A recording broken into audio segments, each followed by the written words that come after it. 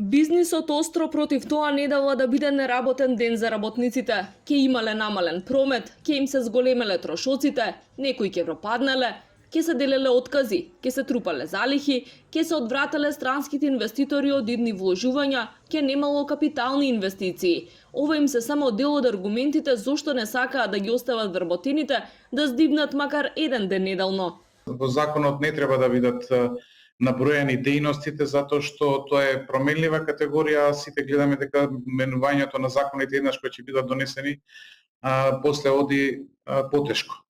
На вториот совет ги презентирав аргументите на млечната индустрија, тоа дека едноставно вие не можете на животните да им кажете во недела да престанат да даваат млеко. Менување на овие услови на средина на процесот, од кога компаниите се веќе вклучени тука, мислам дека нема позитивно да биде одразено, посебно што во моментот голем број од овие компании работат на турнус, значи 2 дена се работи прва смена, 2 дена се работи втора смена. Бизнисмените се правдаат дека и досега плаќале за работа во недела, во смени или ноќе. Уверуваат дека имаат разбирање за семејниот живот на работниците, иако е нејасно како луѓето можат воопшто да поминат квалитетно време заедно, ако родителите се зафатени речиси секој викенд, а имаат слободни вторник и среда, на пример, кога децата се на училиште.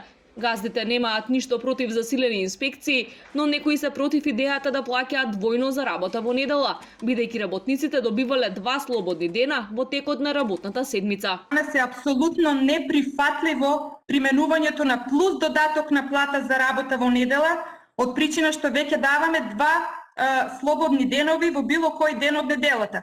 Тоа значи дека може да бидат понеделник и вторник, или среда или четврток, може да биде и сабота и недела, така да ова е неприменливо решение. Се побунија и обложувалниците. Имало премногу надпревари во недела, па не можело да се уплаќа закучно со саботниот ден. Ако не работеле во недела, ќе пропаднеле.